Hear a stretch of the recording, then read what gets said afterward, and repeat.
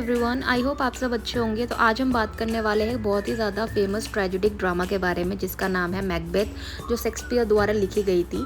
तो हम इसकी शॉर्ट समरी देख लेते हैं। शॉर्ट समरी कुछ इस तरीके की, इसमें 3 चुड़ैल होती है जो स्कॉटिश के जो जर्नल बनने वाले होते हैं मैकबेथ उनको बोलती है कि तुम किंग ऑफ स्कॉटलैंड बन सकते हो।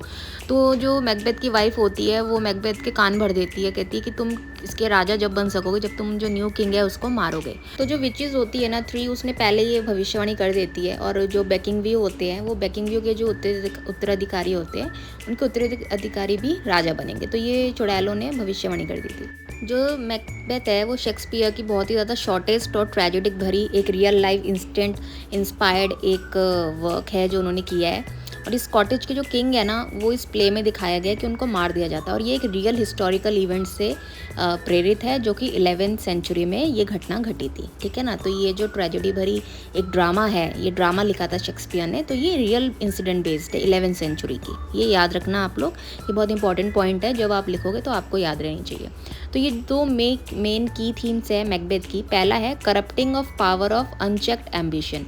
जो ये डिज़ायर है ना मैकबेथ की और लेडी मैकबेथ की, जो मैकबेथ की वाइफ होती है, कि सेक्रीफाइस दियर मॉरल्स, वो अपने मॉरल्स को सेक्रीफाइस कर देते हैं। डजंट मीन, मतलब उनको कोई फ़र्क ही नहीं पड़ता है कि इससे उनके ऊपर कोई इल्ज़ामात लगेंगे भी नहीं लगेंगे, वो केयर फ्री ये चीज़ें करते हैं।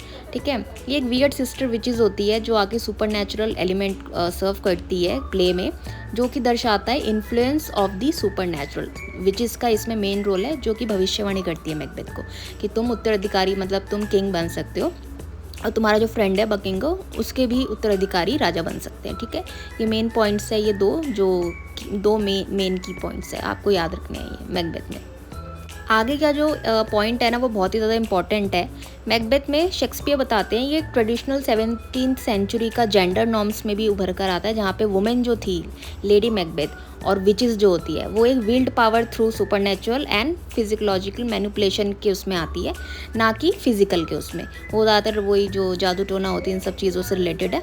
ठीक है ना। तो विचेस का इस पर रोल ये आता है। और मीनवाइल जो मेल कैरेक्टर है मैकबेथ का, वो स्ट्रगल दिखाता है ट्रेडिशनल एंड मस्कुलर एग्रीगेशन को और अपनी ओन इमोशनल वर्नेबिलिटीज़ को। ठीक है ना। मेल और फीमेल को यहाँ पे कंपेयर किया गया है कि मेल कहाँ खड़े होते हैं और फीमेल कहाँ खड़ी होती है। मैनिपुलेशन में फीमेल का नाम आ रहा है ज़्यादातर, और मेल्स में आता है their own emotional aggression, masculine energies. इन सब चीज़ों को मैकबेथ में बताया है शेक्सपियर ने, वुमेन एंड मेन को। अभी तक ड्रामा में यही चल रहा है कि मैकबेथ ने राजा डंकन को मार दिया है, और वो किसके कहने पे? अपनी वाइफ के कहने पे। इंपॉर्टेंट पॉइंट देख लेते हैं। इसमें दिखाते हैं ट्रस्ट को, जो स्कॉटलैंड के राजा होते हैं उनका किस तरीके से ट्रस्ट तोड़ता है मैकबेथ अपनी वाइफ के कहने पे और एक किंगशिप ले लेता है।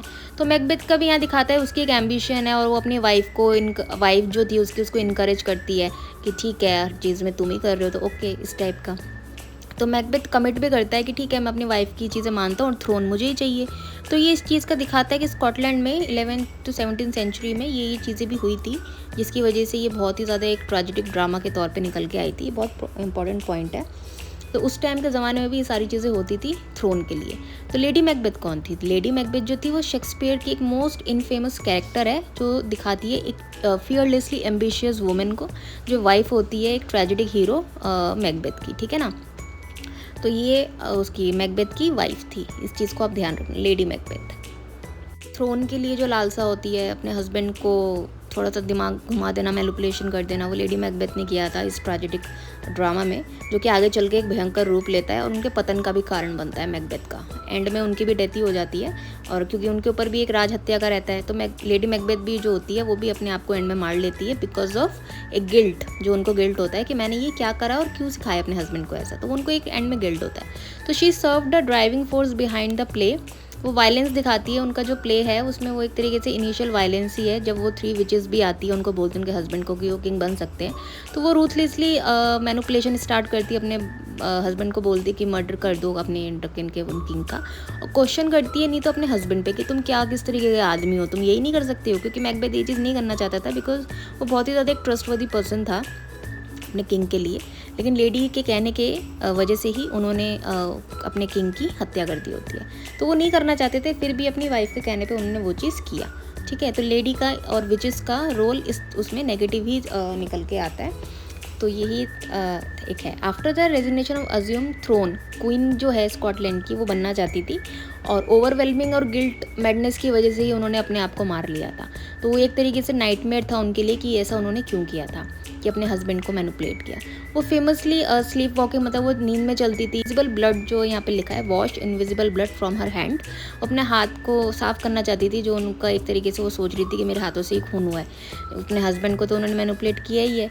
तो she ultimately die by suicide, उन्होंने सुसाइड ही किया था एंड में जब उनको गिल्ट हुआ था, as I told you before. तो उनको गिल्ट हुआ था जिसकी वजह से उन्होंने भी सुसाइड कर लिया था, गिल्ट में, मैडनेस में। वो पागल हो गए थे एंड में, जो लेडी मैकबेथ थी, कि उनको ऐसा नहीं करना था। एक आ जाता है ना अंदर अपने इंसान के, तो वही बात। तो एंड में देख लेते जो भविष्यवाणी हुई थी मैकबेथ के अंत के लिए। तो चुड़ैलों ने भविष्यवाणी जो की थी ना कि मैकबेथ का कोई भी व्यक्ति जो माँ की कोख से ना पैदा हुआ हो नहीं मार सकता आपको। तो इसमें क्या होता है, जो मैकबेथ होता है वो क्या होता है, वो सिजेरियन डिलीवरी होती है उसकी, उसको वो समय से पहले ही अपनी माँ के पेट से चीर कर निकल गया होता है। तो यहाँ पे ये चीज़ प्रूव हो जाती है कि वो वुमेन बॉर्न बेबी तो माँ की कोख से तो नहीं पैदा हुआ है वो, मतलब डिलीवरी उसकी हुई थी सी सेक्शन के बाद।